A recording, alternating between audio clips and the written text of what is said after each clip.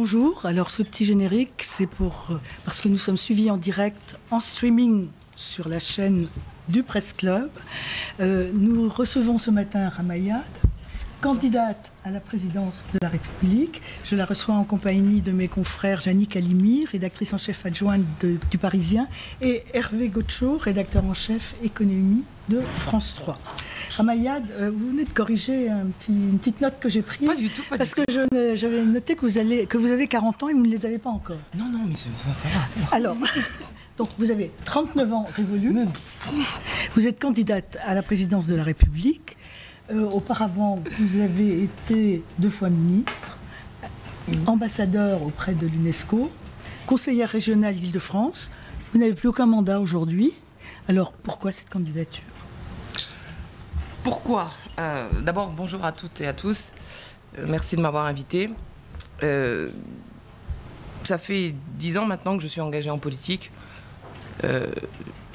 Et je pense que cette élection de 2017 ne sera pas comme les autres. Je n'aurais pas pu en 2012, peut-être pas en 2022. Pourquoi ? Parce que nous avons atteint un degré de déliquescence de notre démocratie tel que je pense que ou on fait un sursaut, ou bien nous allons basculer dans une forme de régime qui, à mon avis, affaiblira durablement le pays. Est-ce qu'un sursaut n'est pas plus facile groupé ? C'est-à-dire ? Est-ce qu'il ne faut pas se fédérer autour d'une personnalité plutôt que de partir en ordre dispersé ? Pourquoi pas, à condition que cette personnalité vous convienne. Et pour l'instant, je ne la vois pas. Donc, je n'ai pas estimé intéressant, utile, nécessaire de le faire. Et par ailleurs, je porte un projet politique qui se veut innovant, différent de celui des autres. Et j'ai ressenti le besoin de le présenter. Alors, on va vous en donner l'occasion. Oui. Yannick ? Oui, peut-être avant effectivement de jauger la légitimité, la chance ou le risque que peut présenter votre candidature. Est-ce que vous pourriez, puisque vous commenciez à le faire, nous présenter les grandes lignes et surtout la philosophie de votre programme, juste puisque vous ne vous présentez à aucune primaire, mais je pense qu'on peut dire que vous êtes à droite ou au centre droit. Et donc vous situez par rapport aux autres candidats, ou au moins candidats à la candidature, de quelle façon ? Est-ce que vous êtes libérale, européenne, plus ou moins sociale ? Est-ce que vous pouvez préciser et la philosophie et les grands axes de votre programme ? Je suis partie de l'idée que le monde entier aime la France. Rappelons-nous du 11 janvier, quand tous les chefs d'État sont venus dire leur affection à la France après les attentats, mais que les Français ne s'aiment plus. Donc, ce que je propose, c'est de réconcilier les Français avec eux-mêmes et avec le monde, partant de l'idée que la fracture identitaire est telle qu'on ne peut plus attendre. Parce qu'au fond, en 1995, on se rappelle avec Jacques Chirac, c'était la fracture sociale qui avait prédominé.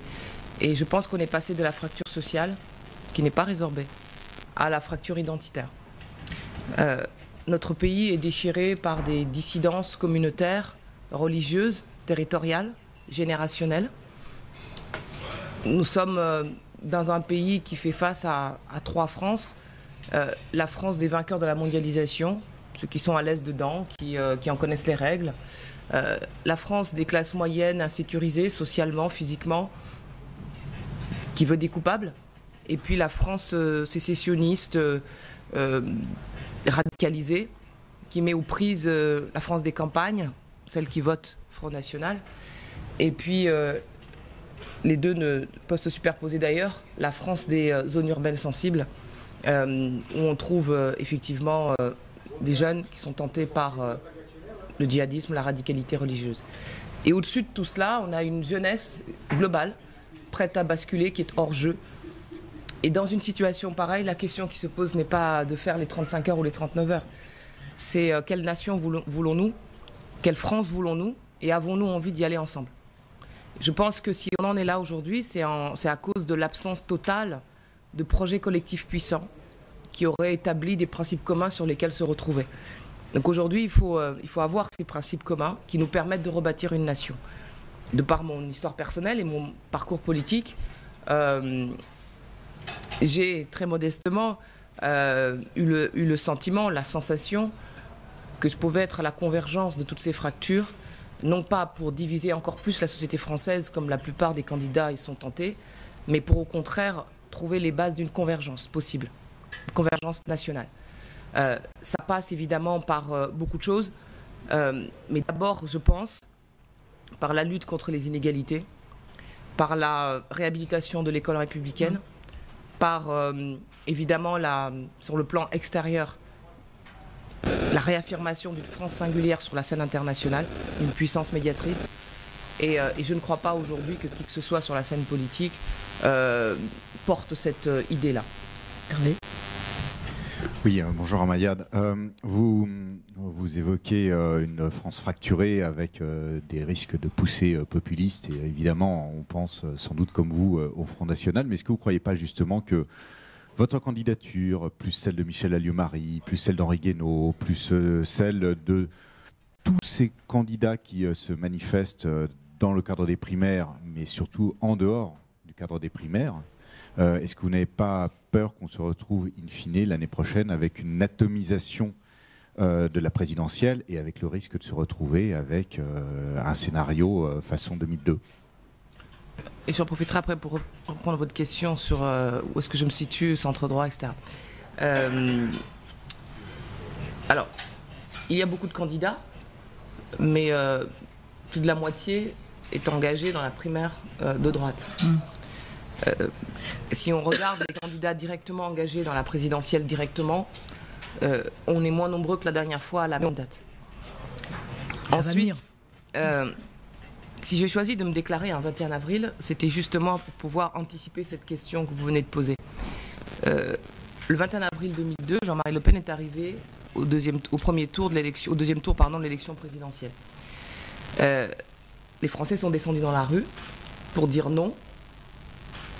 Et nous avons voté à 82% pour Jacques Chirac. 14 ans ont passé depuis le séisme du 21 avril 2002. Et le Front National est passé de 16% avec Le Père à 30% aujourd'hui au régional. Entre-temps, on nous a dit qu'il ne fallait pas que qui que ce soit se présente aux élections, à part le candidat du PS et de l'UMP. On a ainsi tué toute alternative. On a pris en otage notre démocratie. On a obligé les Français à voter par défaut. De sorte qu'aujourd'hui, on se retrouve finalement les mieux placés, selon les médias, avoir le choix entre deux anciens présidents, deux anciens premiers ministres et la famille Le Pen. Ça, c'est le choix par défaut auquel on oblige les Français. C'est une vraie prise d'otage de notre démocratie. Il n'y a aucune alternative à ce système-là qui s'est mis en place. Et dans ce système, j'intègre pleinement le Front National, qui n'est plus un parti anti-système, au contraire, qui fait partie du tripartisme. Et le résultat, effectivement, de cette prise d'otage, c'est ça. Et donc, non, je n'ai pas peur de faire gagner le Front National. Je ne suis pas responsable de la montée du Front National en France. Quand le Front National est apparu sur la scène politique, j'étais pas né. Quand dans les années 80, François Mitterrand les a fait entrer grâce au mode de scrutin à l'Assemblée nationale, j'étais même pas en France. Lorsque il y a eu le 21 avril 2002, je n'étais pas engagé en politique. Donc, je ne suis pas responsable de la montée du Front National. Et je ne voudrais pas aujourd'hui qu'on tue notre démocratie en empêchant toute personne de se présenter au motif qu'il faut éviter le Front National. Et cela d'ailleurs encourage la paresse des autres, qui du coup ne font plus rien, ne proposent plus rien d'intéressant, ne font plus d'efforts même pour réussir. Il paraît qu'il suffit de gagner la primaire pour être le futur président de la République. Ben ça, c'est pas la démocratie. Mais quels moyens avez-vous pour empêcher cette prise d'otage dont vous parlez ? Je propose une alternative démocratique au Front National. C'est la seule adversaire que je considère avoir. Les autres. Mais encore faut-il pouvoir le faire savoir. Vous avez accès aux médias, mais. Je sais pas, je vais m'y bientôt. atteler. Oui, mais après, il faudra quand même 500 signatures de maire pour être candidate. Oui, tout à fait. Vous les avez, ou vous en avez combien d'ores et déjà ? On sait que vous avez commencé un Tour de France en train, notamment, en TER. Ah, moquez-vous. Non, jamais de la SNCF. Moquez-vous, mais Ni je de peux la vous France assurer profonde. que les communes rurales, je reviens de là, jamais la même.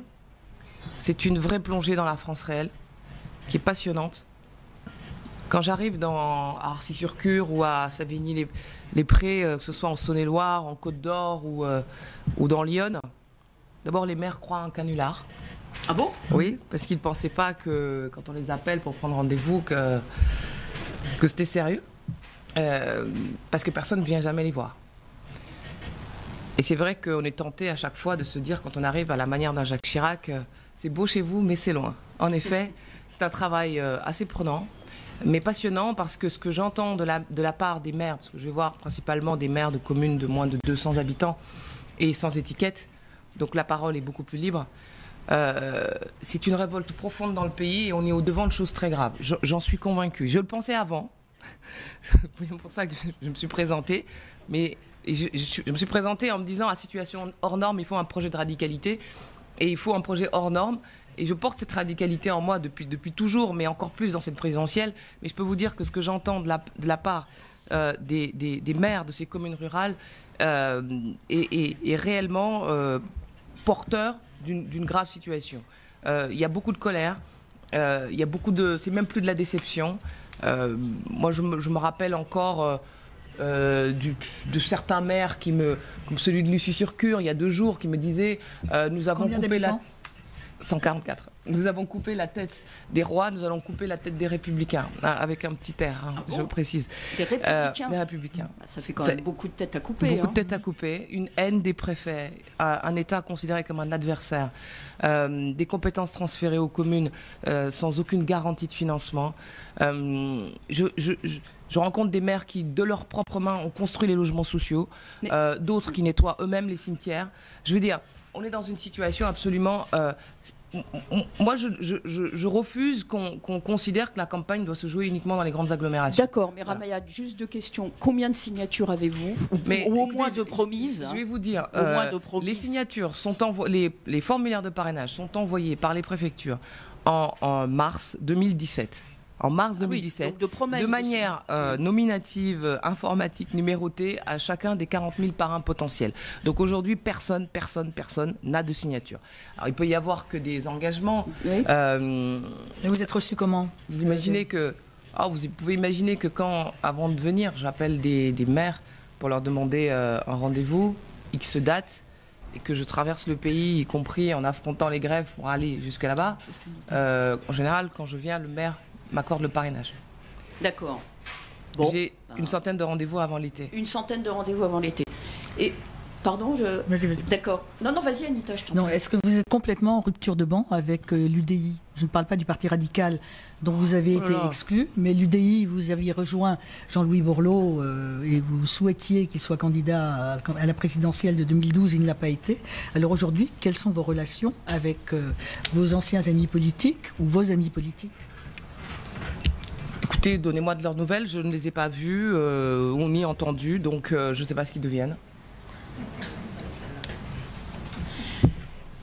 Écoutez, on vous en donnera alors lorsqu'on en aura. Je veux bien, mais oui, j'ai exclu, mais c'est ma légion d'honneur en fait, parce que c'était pas une obligation, j'aurais pu, en cédant à ce qu'on me demandait, ne pas l'être, mais l'avantage de ne plus y être, ni là ni ailleurs d'ailleurs, dans un parti politique conventionnel, c'est une grande liberté d'action, et surtout on peut choisir ceux avec qui on veut travailler. Et cela m'a permis de créer donc une coopérative politique qui s'appelle La France qui ose, dans laquelle il y a plusieurs mouvements citoyens et politiques, 5, l'Alliance écologiste indépendante, le Parti libéral-démocrate, Démocratie 21, le Rassemblement éco-citoyen, le Cercle de la diversité. Vous avez là des formations de droite, de gauche, venues de l'UMP, de l'UDI, venues aussi du Parti socialiste, ou complètement indépendants. Ça nous a permis d'avoir sur le territoire, parce qu'il faut une organisation territoriale importante pour aller chercher les parrainages, ça nous a permis de faire un comité local par département, soit... Vous les avez déjà? 102, oui. Et donc ça fait à peu près 50 000 sympathisants. Donc il y a 450 partis en France. Il n'y en a pas que 2. Et ce n'est pas parce qu'on ne fait pas partie d'un de ces 2 partis qu'on est nulle part. Mais pourquoi ne pas avoir rejoint Jean-Christophe Fromentin, qui lui aussi a pris s'occuper des territoires, a démissionné de l'UDI. Alors lui, effectivement, il a une stratégie vers les législatives, mais tout de même, est-ce que c'est quelqu'un avec qui vous pourriez ou vous auriez pu vous entendre? Nous avons aussi une stratégie vers les législatives, puisque cette affaire-là ira jusqu'au 3e tour. Je ne suis pas là pour rejoindre qui que ce soit. ni pour négocier un poste.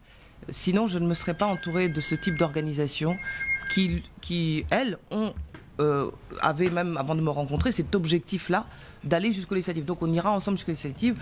On est en train de préparer des candidatures dans chacune des circonscriptions pour porter des candidats indépendants aux élections législatives, qui seront donc le 3e tour de l'élection présidentielle. Donc on veut vraiment contribuer à un bouleversement du jeu politique et constituer une vraie alternative démocratique au système et au Front National. Hervé. Oui, vous avez déclaré que vous trouviez que justement que les primaires c'était un peu trop américain, si je me souviens bien. Mais finalement, est-ce que ça n'est pas tout simplement un ancrage de choses qui existent, enfin qui existent déjà depuis longtemps? On ne va pas faire comme si ça n'existait pas. Le fait de savoir que les grandes élections, et notamment les élections présidentielles, se jouent plus dans les partis, c'est quasiment inscrit dans les gènes de la Ve République. Est-ce que finalement les primaires, c'est pas juste dire des choses qui existent déjà, et auquel cas, en quoi est-ce que ça vous gêne à ce point? Et est-ce que ça n'est pas un peu curieux de qualifier les législatives de 3e tour de la présidentielle? Et finalement, donc la question que je vous pose, c'est est-ce que derrière votre candidature à la présidentielle, en réalité, vous n'êtes pas en train juste de nous avouer que vous êtes en train de préparer les législatives? Non, je ne suis même pas... je n'ai même pas pensé à une quelconque circonscription pour moi, donc je suis suffisamment occupé par la présidentielle pour ne pas me préoccuper tout de suite de ça, mais d'autres le font. Pour eux-mêmes, ils me demandent régulièrement où je veux aller. Je n'ai pas la réponse à cette question encore. Je pense que la seule primaire qui vaille, c'est le 1er tour de l'élection présidentielle. Nos institutions ont été pensées ainsi. Les primaires ne s'adaptent pas à l'esprit de la Ve République. Le PS a pu peut-être le faire parce que dans leur gène, dans leur histoire, ils ont l'habitude des courants. À droite, c'est beaucoup plus original. Ça ne marche pas comme ça. Il y a un chef et puis c'est tout, quoi. Voilà. Donc c'est pour ça peut-être que la primaire à l'UMP ne se passe pas de manière, se passe de manière très différente de celle du Parti socialiste. Je considère que les primaires sont antidémocratiques en ce sens qu'elles sont verrouillées avec ces parrainages à obtenir de parlementaires qui sont tout sauf libres de parrainer qui ils veulent, puisque leurs investitures dépendent d'un chef. Donc c'est militants aussi. 2500 militants. Mais vous savez très bien, vous savez, j'ai été à l'UMP, donc je sais comment ça marche. C'est un parti qui est fondamentalement bonapartiste et qui le restera. Il veut un chef, il a besoin d'un chef. Les militants sont très malheureux de voir cette dispersion de candidats qui ont tous le même programme, hein, clairement. Ce qui est rassurant pour eux, ça veut dire qu'ils ont des raisons d'être ensemble, mais en même temps est inquiétant parce que la différence se jouera sur les personnes, voire sur des conflits de personnes. Oui, Ramayad, pour revenir un peu à votre programme, encore une fois, la philosophie de votre programme, je ne suis pas totalement, je n'ai pas exactement tout compris. Intercepté. Vous parlez de rupture, vous parlez de violence attendue, voire de révolution, on couperait la tête de tous les républicains dans un cas, etc., etc. Mais vous, qu'est-ce que vous préconisez quand vous parlez de rupture? Est-ce que c'est une rupture libérale avec tout ce que cela entraîne au niveau des dépenses publiques, du système social à la française, par exemple, comme semble prôner la plupart, avec des nuances, mais des candidats à la primaire des Républicains et du centre? Est-ce que c'est, j'ai lu un peu beaucoup vos propositions, elles sont très institutionnelles, et pourquoi pas? Est-ce que c'est une révolution, entre guillemets, institutionnelle, constitutionnelle que vous prenez et qui pourrait entraîner une révolution sur le terrain grâce à la réforme des institutions? Et troisième question, lorsque vous parlez de rupture identitaire, je n'ai pas compris, est-ce que vous êtes plus près pour schématiser, je ne dirais évidemment pas du Front National, mais d'un François Copé ou d'un François Fillon? Et quand vous parlez d'identité, est-ce que vous, et de menaces, est-ce que vous iriez jusqu'à exprimer et définir le risque islamiste de façon très précise, comme certains hommes politiques, hommes d'État le font depuis quelques mois? Il y a plusieurs questions dans votre interrogation. Le projet que je porte, il est écologique, il est entrepreneurial, il est social, à l'image des mouvements qui me soutiennent. Je n'ai pas besoin de dire qu'il est libéral à certains égards. Je suis soutenu par le seul parti qui est le mot libéral dans son nom, le Parti libéral-démocrate. Mais je ne me reconnais pas dans le libéralisme défendu par les Fillon et autres. Parce que d'abord, ils n'ont jamais été libéraux. Et sinon, ça se saurait. Ensuite, parce Ils sont devenus. Mais ils portent un libéralisme qui n'est que verbal. Parce que le libéralisme, pour moi, c'est complet. C'est aussi le libéralisme politique. Et sociétal. Et sociétal. C'est-à-dire... ils sont soutenus par la Manif pour tous. Pardon, c'est pas du libéralisme sociétal.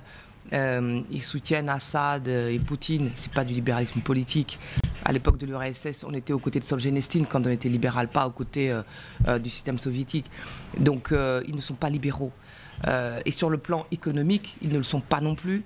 Je vais vous dire pourquoi. Parce que quand il s'agit de défendre des grandes banques, la connivence avec Bercy, et finalement de ne pas se préoccuper des entrepreneurs, c'est-à-dire les vrais, ceux qui créent des entreprises, les artisans, les agriculteurs, ceux qui montent leur boîte, quoi. Eh bien, on ne dit pas ce qu'ils disent. Moi, j'ai créé mon entreprise il y a 3 ans. J'ai compris, j'ai été administrateur du Sénat, donc haut fonctionnaire, et puis ensuite salarié d'une entreprise. Dans le premier cas, j'ai pu voir ce qu'était à la fois la force de l'État, ses opportunités, mais en même temps ses limites. En tant que salarié, j'ai pu voir la solidité de notre système, de notre organisation sociale, mais en même temps les limites du marché du travail. Et en tant qu'entrepreneur, je suis tombé du côté de la force obscure, entre les URSSAF, le RSI, les contributions au bureau, les TVA, les machins. C'est là-dessus que je voudrais axer le libéralisme économique, c'est-à-dire sur la pression fiscale, sur la persécution normative que subissent les entrepreneurs et les petits entrepreneurs. Donc, c'est en ce sens qu'on peut parler de libéral. Vous êtes quoi? Chef d'entreprise? Oui. Il y a que moi dedans, mais je comprends très bien ce qu'il en est, en ce sens où tout ça je le vis, mais en même temps, vous imaginez pour ceux qui ont des salariés etc., quel enfer ça doit être. Il est social parce que mon histoire me porte à être très sensible au sort des plus vulnérables, et c'est la raison pour laquelle l'école occupe une place aussi importante, ainsi que plus généralement la lutte contre les inégalités. Quand je propose par exemple de lutter contre les inégalités en santé, sujet dont on ne parle jamais, c'est parce que les plus vulnérables de notre société subissent encore cette forme de lutte des classes sanitaires. Un ouvrier vit 7 ans de moins qu'un cadre. 30% des enfants d'ouvriers ont des caries. Pardon, vous allez voir, c'est un détail, mais je vous assure que c'est très important. Et 7% des enfants de cadres seulement ont des caries. Et quand je propose qu'on généralise la gratuité des soins bucco-dentaires à tous les enfants scolarisés, c'est vrai qu'il n'y a que Cuba qui avait fait ça. C'est pour ça que les Cubains ont de magnifiques dents. Mais c'est au moins ça que les frères Castro ont réussi. Mais c'est pour vous dire, à la manière de Verdelet de Pierre Mendès France en 1954, à quel point ce sujet-là est encore d'actualité. Et puis écolo, parce que, évidemment, parmi les mouvements qui me soutiennent, il y en a 2 qui sont des partis écologistes. Et il ne s'agit pas d'une écologie punitive. On essaye de ne pas évoquer uniquement des questions de taxes, mais d'inventer finalement une utopie. Parce que c'est une autre France que nous voulons défendre. Encore une fois, pas gestionnaire. Donc une autre France, c'est-à-dire une France qui porte, par sa diplomatie environnementale par exemple, l'idée de transition écologique. Une France qui réinvente les énergies renouvelables pour ne pas toujours être fondée sur le nucléaire. Une France qui fait de l'éducation à la santé. Une France qui reconnaît les médecines non conventionnelles. Tout ça aussi, c'est une manière de réinventer une autre société. Une France qui plaide pour l'agroécologie, c'est-à-dire une nouvelle agriculture. Donc ce projet-là, il se veut aussi porteur d'une idée de long terme, c'est-à-dire pas seulement régler les problèmes d'aujourd'hui, mais inventer la France dans 20 ans, pour rassurer les anciens sur le fait que la France continuera après eux, et les plus jeunes qu'elle va se construire avec eux. Donc les nouvelles technologies, évidemment, l'intelligence artificielle, les objets connectés, toutes ces problématiques font partie de ce projet. Oui, Ramayad, on vient de passer en une phrase des écolos à Castro, en passant par Mendès France. Le spectre est large. Oui, c'est ça, le spectre est assez large. La liberté donne la possibilité d'être libre, d'être de droite, de gauche, écolo, libéral. Oui, tout à fait. Mais si on vous écoute bien depuis tout à l'heure, vous nous parlez de la France des petits villages, des artisans, des petits patrons, des agriculteurs, des oubliés. de la fracture entre les grands et les petits, de la politique contre les grands partis, un peu anti-système. Alors je vais lâcher un peu le gros mot, mais est-ce que vous n'êtes pas en train de nous inventer une forme de populisme centriste ? Non, pas du tout, il ne s'agit pas de populisme, il s'agit d'apprécier les révolutions silencieuses qui ont cours dans la société française aujourd'hui et qui ne sont pas prises en compte par le politique. Le politique au sens large, par les institutions, c'est-à-dire ni par les responsables politiques élus, ni par les institutions judiciaires, ni par les institutions médiatiques, ni par les institutions syndicales. Aujourd'hui, il se passe beaucoup de choses dans la société française dont on n'a pas mesuré la portée. Et c'est pour ça que je suis plutôt dans l'idée de rendre le pouvoir, je ne sais pas si ça c'est populiste, rendre le pouvoir de dire aux Français, pour moi c'est ne pas laisser la démocratie être confisquée uniquement par les élus. Ce n'est même pas seulement parler de limitation du cumul des mandats et toutes ces choses-là que je propose aussi à travers la révolution démocratique, mais engager la participation citoyenne. Ça veut dire reconnaître le vote blanc, réellement. Pas juste les compter, les mettre de côté sur la table du bulletin du bureau de vote. Ça veut dire les intégrer. Ça veut dire que oui, effectivement, Sarkozy n'aurait pas été élu en 2007, Hollande n'aurait pas été en 2012, Chirac pas plus. Et ça aurait obligé les candidats à revoir leur copie et peut-être à améliorer l'offre politique. Ça veut dire inscrire automatiquement tous les Français sur liste électorale.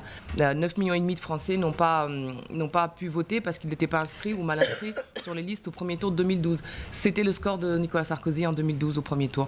Ça veut dire voilà, plus de référendums, plus de motions populaires. Mais rendre le pouvoir aux Français, c'est pas seulement le pouvoir de dire, mais aussi de faire. Pardon, je vous interromps, mais c'est bien ça. On parle plus de référendums, de relations directes aux gens, en passant par, vous venez de le dire, une forme de laminage des corps intermédiaires, que ce soit les partis, les syndicats ou les médias, hein, je reprends vos propos, c'est bien une forme de populisme quand même. Non, parce que quand je vais y venir, pouvoir de dire, mais aussi le pouvoir de faire, à travers une société de la coopération, où justement le pouvoir serait rendu aux corps intermédiaires, associations, entreprises, fondations, tous ces acteurs qui sont dans la société civile, qui font des choses formidables, souvent avec des bouts de ficelle, sans l'aide de l'État. Au contraire, l'État apparaît même comme un adversaire. Et qui réinvente la France tous les jours. C'est l'association Coup de pouce clé qui fait du soutien scolaire dans toute la France et qui fait lire 80% des enfants de CP en un an, alors que l'éducation nationale échoue pour 25% de ceux qui entrent en 6e. C'est Pôle emploi qui a 5 milliards de budget, 53 000 salariés, qui place 3,8% des chômeurs. Et vous avez Kappa.fr, qui est une petite start-up française qui trouve un emploi à 30 000 chômeurs en moins d'un an et fait 1,5 million de chiffre d'affaires.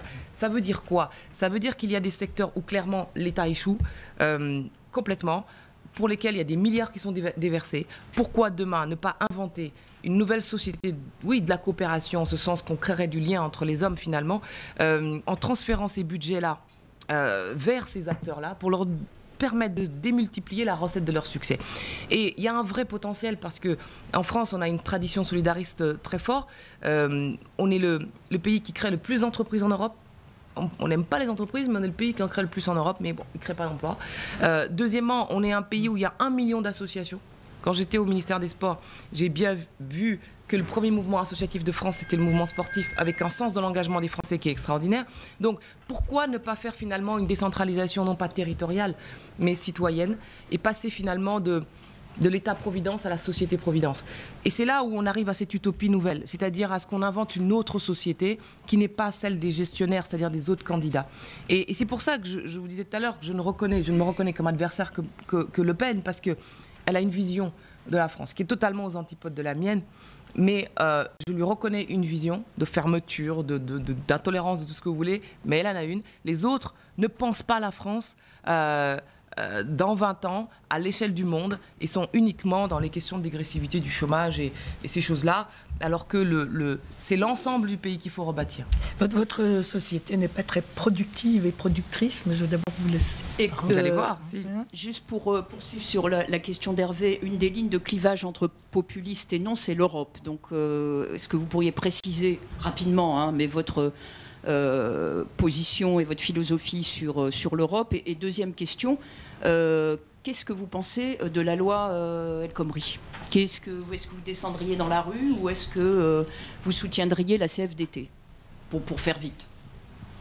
Ma philosophie de l'Europe, bon, c'est vrai que j'ai voté non au référendum de 2005. Je fais partie de ceux qui n'ont pas voté pour cette constitution de 2005. Et vous n'avez pas voulu devenir député européen? Non, mais j'appartiens à une génération qui est nécessairement européenne. Mais européenne, mais pas cette Europe-là. Pourquoi nécessairement?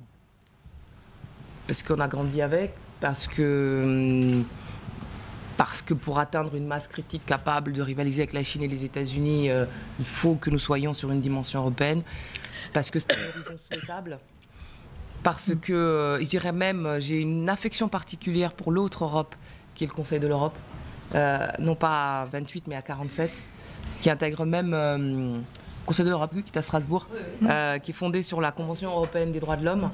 J'ai été il y a quelques jours d'ailleurs, et avec la CEDH, qui a une Cour européenne des droits de l'homme, qui porte ce que l'Europe, comme Union européenne, aurait dû faire, qui porte pour l'Europe une vision, c'est-à-dire l'état de droit, la démocratie, la promotion des droits de l'homme. C'est encore un territoire qui est en France, mais cet espace du Conseil de l'Europe qui date de 1949, qui a encore du sens, qui a une vision, qui porte une trajectoire, il manque que le Bélarus à cause de la peine de mort. Mais quand on est là-bas, c'est le cœur battant de l'Europe, c'est la conscience de l'Europe est là. Par contre, l'Union européenne, c'est encore autre chose. Il règne une forme de barbarie technocratique, où les dirigeants n'ont aucune légitimité. Tout se passe dans la plus grande opacité. Et on est dans un système en plus où finalement la concurrence, elle est déloyale. Elle a fait la peau à notre agriculture. On le sait très bien avec les différences de SMIC. Entre le Luxembourg et la Bulgarie, il y a 14 fois de différence en termes de SMIC. Il faut revenir sur les précarés nationaux. Non, il faut refonder l'Europe sur une volonté démocratique. Donc c'est dans le même esprit dont je parlais tout à l'heure sur les institutions. Ça veut dire que pas de nouvel entrant sans référendum.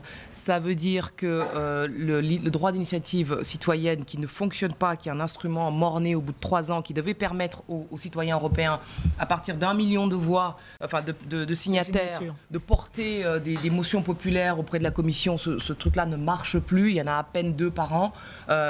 Et donc il faut redonner du pouvoir aux citoyens aussi à l'échelle européenne en réactivant ce moyen d'expression, en baissant le niveau à 500 000 signataires par exemple, et en assouplissant la procédure. Ça veut dire aussi qu'au niveau économique, il faut, à mon avis, une Europe à 2 niveaux, entre une locomotive entraînante, solidaire, ambitieuse, autour d'une petite dizaine de pays, et puis de l'autre côté, les autres qui seraient un espace de libre-échange. Ça veut dire qu'en période de terrorisme, on ne peut pas avoir l'Europe d'un côté, enfin l'Union européenne et Schengen de l'autre, et c'est pas les mêmes, ça ne se superpose pas. Donc il y a des zones où effectivement le même droit ne règne pas. Ça veut dire aussi réduire les pouvoirs de la Commission, qui à mon avis ne devrait pas, sur certains aspects, parce que voilà, ils sont pas élus contrairement au chef d'État. À mon avis, ils ne devraient pas jouer un rôle de représentation internationale de l'Union européenne. Ça devrait être le rôle de Federica Mogherini ou encore d'un président européen élu par l'ensemble des Européens. Ça, c'est autre chose qu'on propose, effectivement. Et c'est à ce titre d'ailleurs que la Commission négocie sur le traité TAFTA dans l'opacité la plus totale depuis 25 ans. Depuis 25 ans, on a l'impression que ça fait 6 mois qu'ils négocient, ça fait 25 ans qu'ils négocient. Il y a eu 12 rounds qui se sont tenus avec les États-Unis. Ce sera peut-être le plus grand espace de libre-échange au monde, mais la manière antidémocratique dans laquelle ça se passe est absolument insupportable. Donc je pense que ce n'est pas à la Commission européenne de jouer ce rôle-là, il faudrait en réduire. Tous les Européens pourront voter le même jour pour un président qui aurait un rôle de défense des intérêts vitaux de l'Europe et des citoyens, c'est-à-dire les droits de l'homme. Vous seriez pour un suffrage universel, direct au niveau européen? Le même jour, pour qu'on ait un sentiment d'identification. C'est ce qu'on a fait. Qui ça? C'est qui le président de l'Europe? On a voté pour le président de la Commission. On n'a pas voté pour le président de la Commission, on vote pour des députés. et qu'on ne sait pas ce qui se passe. Par contre, le président européen, élu par tous, et qui viendrait à la suite de chaque, en tout début de quinquennat, à la suite de l'élection de chaque Assemblée nationale, de chaque pays européen, faire un discours de présentation, comme un discours du Congrès, présenter les priorités. Vous imaginez le président de l'Europe qui transcenderait le président des pays? Pas du tout, il ne s'agit pas de le transcender, il s'agit juste, et il a un droit d'initiative législative, mais il serait une sorte de, à la manière d'un président allemand actuellement. Vous voyez bien que c'est la chancelière qui est la vraie patronne de l'Allemagne. Mais le président allemand a un rôle de recours ultime lorsque les intérêts vitaux de l'Allemagne ou les droits fondamentaux sont mis en cause. Je pense que l'Europe a besoin de ça, ainsi que d'un préambule qui dise sa direction, qui dise quel est son objectif. Et des projets portés par cette Europe à deux niveaux. Pourquoi ne pas faire, je ne sais pas, le plus grand réseau de trains magnétiques au monde? Pourquoi on a eu des grandes aventures magnifiques après la guerre qui ont permis à une génération de s'identifier? Vis-à-vis des réfugiés, je vous interromps, Ramayad, vis-à-vis des réfugiés, vous seriez sur la ligne, enfin initiale en tout cas d'Angela Merkel, ou au nom des grands principes, et peut-être des principes bien compris de l'Allemagne, mais enfin en tout cas au nom des principes des droits de l'homme de l'Union européenne, justement, a laissé ouvert les frontières aux réfugiés, ou plutôt sur une ligne frileuse, voire totalement hermétique d'autres pays? Moi, je suis une immigrée, donc je ne serai jamais frileuse sur ces questions-là, et je resterai toujours quelqu'un qui a traversé les frontières pour être ici. Donc je n'ai pas à l'égard des réfugiés le sentiment de rejet qui prédomine actuellement. D'autant plus que je suis allée voir sur place dans la jungle de Calais et à Grande-Synthe, c'était la semaine dernière. Alors je suis arrivée avec des idées en tête et je suis repartie avec des idées totalement inverses. Donc il faut aller voir pour le croire. Ce que je veux dire par là, c'est que si on voulait faire disparaître Calais, en 24 heures, Calais disparaîtrait. Pour plusieurs raisons. La première, c'est que les réfugiés à Calais, ils ne veulent pas rester à Calais. La deuxième chose, oui, effectivement, ils ont tous de la famille en Angleterre, donc ils sont à 30 km de leur objectif. On les maintient sur place, ils n'ont pas envie de rester, ils patientent là toute la journée, dans une jungle infâme, pour que le passeur vienne les voir et leur dire c'est votre tour pour y aller dans des conditions horribles, enfin vraiment indignes. Ensuite, la deuxième chose, c'est que c'est quand même la France qui est la première responsable de cette situation. C'est la France qui a décidé de faire de Calais la frontière britannique. C'est-à-dire que les Anglais en avaient rêvé, les Français l'ont fait. La frontière britannique est à Calais. C'est les accords du Touquet de 2003 où la France a décidé d'accepter d'être le garde-frontière de la Grande-Bretagne. En contrepartie de quoi? C'est le grand mystère. Mais la Grande-Bretagne voulait lutter contre son immigration clandestine et cet accord a été passé par la France. C'est comme ça que Calais est né après la fermeture de Sangatte. Donc si on veut faire disparaître Calais, on pourrait remettre en cause, c'est la première chose à faire, les accords du Touquet. Ensuite, la deuxième chose, c'est que l'État a délibérément organisé le pourrissement. C'est une crise humanitaire organisée, clairement. Parce que il y a la crainte de l'appel d'air. Donc on se dit, si on leur laissait avoir des conditions de vie assez dignes, d'autres seraient tentés de venir. Quand vous allez sur l'entrepôt géré par l'auberge des migrants, où arrive toute la collecte, les dons venant du monde entier pour les réfugiés, il y a aussi des tonnes de bois entreposés les uns sur les autres. C'est le bois qui doit servir à la reconstruction des bâtiments de Calais. Mais aucune reconstruction ne se fait parce que l'État a décidé que c'était plus possible, fallait pas le faire, donc ils vont vivre dans des tentes sous la pluie. Et donc dans des conditions indignes, pour éviter l'appel d'air. Mais vous allez un peu plus loin, à Grande-Synthe, qui est aussi un petit Calais. Eh bien, les conditions de vie sont totalement inverses. C'est-à-dire que nous avons des réfugiés qui ne regardent pas par terre, qui ne se cachent pas derrière derrière leur... Parce que le camp est géré par MSF. Effectivement, par MSF, nous avons encore là un exemple de société de la coopération des corps intermédiaires, 3,5 millions, 2 millions donnés par MSF, 1 million par la commune de Grande-Synthe et 500 000 par la communauté urbaine de Dunkerque. Bon, l'État a dit, moi je veux pas de ce camp parce que ça va faire comme Calais un appel d'air, donc ils n'ont rien financé du tout au niveau des pouvoirs publics. Et donc le maire s'est débrouillé tout seul avec MSF, ils ont fait leur camp, mis en place même des centres numériques, enfin un truc. Et finalement, on est passé de 2800 réfugiés en décembre 2015 à Grande-Synthe à 750 aujourd'hui. Donc il est où l'appel d'air? toutes ces raisons expliquent, pareil au niveau européen, expliquent que si on voulait faire disparaître Calais demain, on ferait disparaître Calais. Au contraire, on a fait ce choix, on a mis le feu à Calais, on a fait monter la colère des habitants qui habitent là, qui sont dans l'environnement, et on a fait monter le populisme, puisque c'est dans cette région du pays que Marine Le Pen s'est installée et fait des scores incroyables. Donc il faut, je pense, retrouver un peu de sens des responsabilités et remettre en cause tout d'abord les accords de Calais. Mais on verra ce qui se passe ce soir avec le Brexit. Oui, justement, c'était la question que j'allais vous poser. Les Anglais aujourd'hui votent pour ou contre le Brexit. Qu'est-ce que ça vous inspire, à votre avis? C'est bien s'ils sortent ou c'est une catastrophe? L'Union européenne l'a cherché. On est dans une situation de telle crise de l'Europe qu'on en est là. On en est là. Vous savez que je parlais tout à l'heure du Conseil de l'Europe. Ils hésitent à tenir leur prochaine session parce qu'il y a des pays européens occidentaux qui veulent remettre en cause la Convention européenne des droits de l'homme, ce truc fondateur qui date de 1949. C'est pour vous dire à quel point la crise est profonde. Et si les Anglais les Britanniques décident de sortir, il faut respecter leurs décisions. C'est la souveraineté des peuples, il n'y a rien au-dessus. S'ils décident de rester, pareil, il faut respecter leurs décisions, il n'y a rien au-dessus. Mais dans les deux cas, ça ne doit pas exonérer l'Union européenne d'une véritable refondation complète de ses bases. Parce que la crise a atteint un niveau tel que la contagion est possible. Oui. La contagion est possible. Je crois quand même que... Surtout s'ils sortent et que ça se passe bien, avec le risque justement que des gens comme Marine Le Pen en France ou d'autres en Hongrie ou ailleurs disent vous voyez bien que ça se passe bien. Exactement. Je crois que le meurtre de la députée britannique Jo Cox a peut-être un tournant tout de même. Parce qu'on a beau être critique vis-à-vis de l'Europe, quand il s'agit de l'essentiel, on redevient européen légitimement. Et là, c'est quand même une députée qui a été assassinée dans le cadre d'un référendum politique.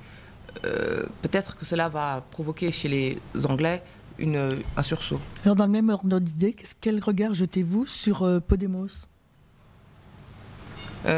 Podemos est un symptôme comme le mouvement 5 étoiles en Italie, bien sûr, de l'autre côté, d'autre bord, comme Trump, comme le FN chez nous.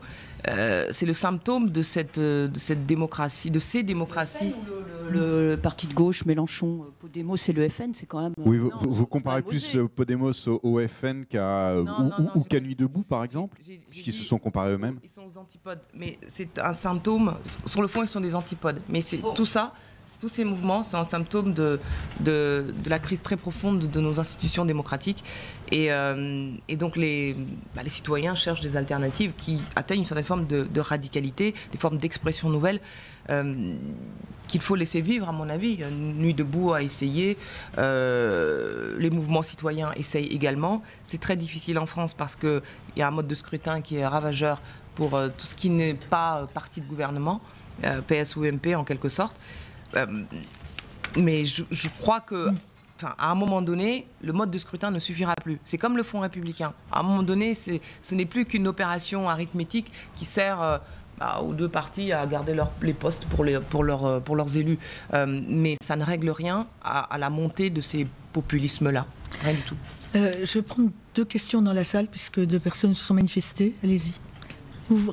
Rapidement. Oui, tout à fait. Alors, merci beaucoup de m'avoir donné la parole. Et puis, donc, je suis Kara Soli, journaliste de KDVox et Télésud, franco-sénégalais. Alors, donc, je voulais d'ailleurs, à propos de Télésud, Madame Ayad, vous êtes invitée à Télésud le 15 septembre, si vous le souhaitez. Et donc, je voulais vous poser la question, je ne sais pas si elle a été déjà posée, c'est pour savoir si vous comptez effectuer une tournée en Afrique, comme l'avait fait Ségolène Royal à l'époque, donc dans les pays où il y a une forte présence française. Et si vous souhaitez aussi aller en Côte d'Ivoire, par exemple, et si vous souhaitez rencontrer le président Ouattara, qui est aussi un ami de Nicolas Sarkozy. Et s'il il sera prêt à vous recevoir. Je vous remercie.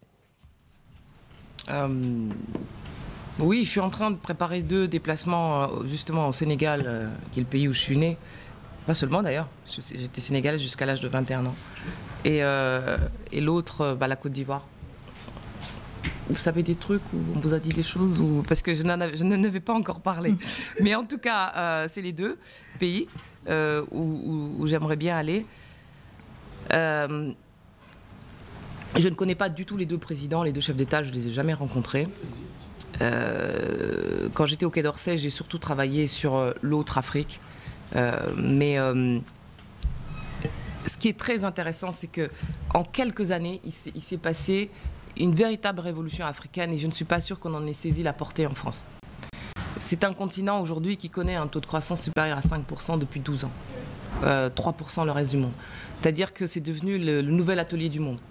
C'est la nouvelle frontière. Il y a incontestablement un moment africain et pas seulement sur... C'est pas une croissance liée aux matières premières comme traditionnellement. C'est une croissance endogène. On a vu émerger une classe moyenne de 326 millions de personnes en Afrique. 100 000 millionnaires. Dans le dernier classement Forbes qui compte les milliardaires dans le monde, les 100 milliardaires dans le monde, il y a 29 Africains. Sur les nouvelles technologies, il y a une véritable révolution qui se passe.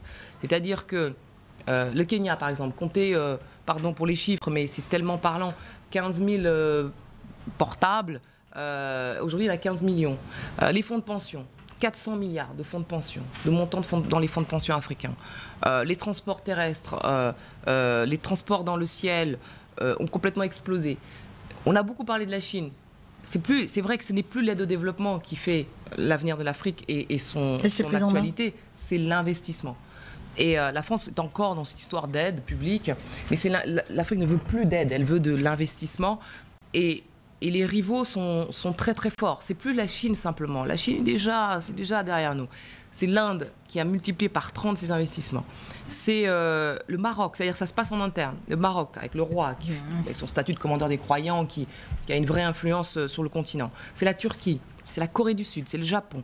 Et même la Russie, qui réactive le souvenir de l'URSS pour dire aux Africains, nous avons été à vos côtés au moment des indépendances, et qui a formé beaucoup d'étudiants, de jeunes Africains à la fin de l'URSS, et qui sont encore très présents.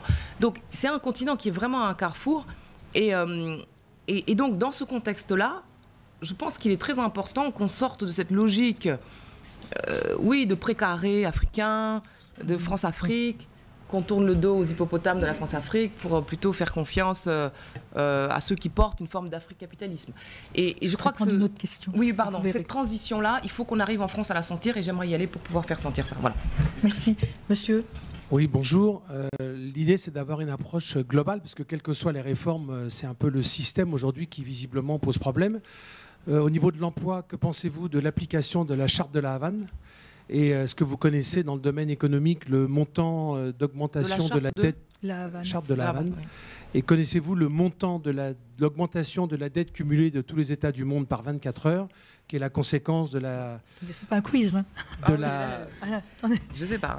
Qui est la conséquence de la décision du 15 août 1971 et qui a été encore plus approfondie par une décision de la France du 3 janvier 1973. Et si je vous pose la question, l'État bat monnaie, oui, pourquoi pas, non, pourquoi? Pouvez-vous vous présenter? Pardon? Oui, qui êtes-vous? Je me suis présenté, Jean-François Harel, conseiller municipal. Alors, les chiffres, je les connais pas, mais j'en profite pour répondre sur la loi El Khomri rapidement. Moi, je pense qu'avant, je comprends plus cette réforme, je sais plus où elle va, on parle plus du fond, on ne parle que de violence. Mais sur l'article 2, majeur, là, je suis d'accord avec le fait qu'il faut passer à la négociation d'entreprise. Ensuite, je crois que le préalable aujourd'hui... Vous pouvez bien en préciser, vous êtes d'accord avec l'article 2? Oui. Voilà, vous êtes en faveur. Ouais. Oui, c'était clair. C'était clair. Je pense qu'il aurait fallu, avant toute réforme, engager la réforme des syndicats. Ce n'est pas possible que 5 organismes... Vous savez ce qui s'est passé? Qu'est-ce qui s'est passé? Le jour où il y a eu un rapport sur les syndicats qui disait la vérité, il a été mis aux oubliettes puisqu'il a été rejeté par l'Assemblée, ce qui est un cas unique. Il n'a pas été publié. Oui, il a été enfermé dans un coffre-fort dans le sous-sol de l'Assemblée pour 25 ans. Ouais. C'est-à-dire qu'on a enfermé tous les mots de la France dans un coffre-fort pour ne pas les voir. Bien sûr. Et c'était droite et gauche ensemble. Et pour conclure, Nicolas Perruchot, l'auteur du rapport, un centriste, a fini battu aux législatives suivantes. Donc, quiconque s'attaque à cette question, bon. Alors, oui, la charte de La Havane, il s'agit d'une mise en cause des règles de libre-échange dans le cadre de l'OMC. C'est ça dont on parle, de l'OMC. Moi, je suis profondément pour la libéralisation des échanges, etc. Ce que je dis simplement, c'est qu'il y a des choses qui ne peuvent pas faire l'objet d'une marchandisation. Je réponds très très vite. Hein. La première, la culture. Je crois à une exception culturelle française, parce qu'une nation dit des choses au monde par sa culture. Sur la question, par exemple, de l'intermittence, je vais dire quelque chose qui peut-être, que les autres ne disent pas, et qui est aux antipodes peut-être de ce qu'on dit actuellement. Je pense que le régime des intermittents devrait être géré par l'État et pas par les partenaires sociaux. Parce que la culture doit relever de quelque chose d'exceptionnel. Voilà. Enfin, j'expliquerai un petit peu plus tard pendant la campagne. Vous pensez que c'est le ministère de la Culture qui doit financer justement l'intermittence plutôt que les partenaires sociaux? C'est pas, comme on dit, comme on caricature, un gars qui met un nez de clown de temps en temps et puis qui touche ses allocations. Je crois qu'un artiste a besoin, ou un créateur a besoin de temps pour créer. Il n'est pas toujours en représentation, il n'est pas toujours sur scène, il n'est pas toujours en activité. Et ce temps de création, de préparation, eh bien, ça fait partie de la culture. On n'est pas à la charte voilà. de La Havane, là. Non, on en est loin. Mais oui, je répondais sur... je suis pour la libéralisation, mais voilà, parce que ça fait baisser les prix, il y a une augmentation, il y a une diversification des produits proposés pour la consommation, mais je crois au mieux-disant culturel, je crois au mieux-disant environnemental. Et là, je suis en train de penser qu'au-delà de la culture, il y a aussi l'agriculture française, qui était la première puissance agricole européenne, qui est devenue la 5e, et que personne n'en parle, et que là-dessus aussi, il faut une exception agricole française. Voilà. Enfin, ça, on en parlera plus tard. Pour parler un tout petit peu d'actualité, on est passé très vite sur la loi travail. C'est vrai, vous avez raison de dire que finalement, on ne parle plus beaucoup du fond et qu'on est beaucoup plus dans le bras de fer entre la CGT et le gouvernement. Vous pensez que c'était bien de manifester, enfin d'autoriser finalement une manifestation qui tourne en rond autour de la place de la Bastille? Qu'est-ce que vous, président de la République, vous auriez préconisé auprès des préfets? Le droit de manifester, évidemment. Avec les risques de casse. Après, il faut assurer la sécurité, aussi bien par l'État que par les organismes syndicaux. J'étais secrétaire d'État aux droits de l'homme. Quand on interdit à des syndicats de manifester, quoi qu'on en pense, on n'est plus dans un état de droit. Et qu'est-ce que vous pensez de cette séquence politique de ces derniers jours avec des allers-retours? On interdit, on autorise mais statique. On est d'accord, on n'est pas d'accord. Qu'est-ce que vous en pensez? C'est pathétique. C'est le signe que le pouvoir n'a plus d'autorité sur le pays ni sur les acteurs du dialogue social, qui est complètement rompu. Et je crois que le pouvoir navigue à vue. Voilà. Et que ce quinquennat aura été un long calvaire et qu'il est vraiment temps que ça se termine. Madame, vous vouliez poser brièvement. Une question sur l'immigration régulière. Ça veut dire, vous qui sortez de ce genre de personnes, vous êtes diplômé, vous parlez 8 langues. Il y en a beaucoup 8 qui sont aussi. Non, pas 8, non. Qu'est-ce que vous proposez, vous, futur président, pour l'immigration qui est très diplômée et qui n'a pas de travail?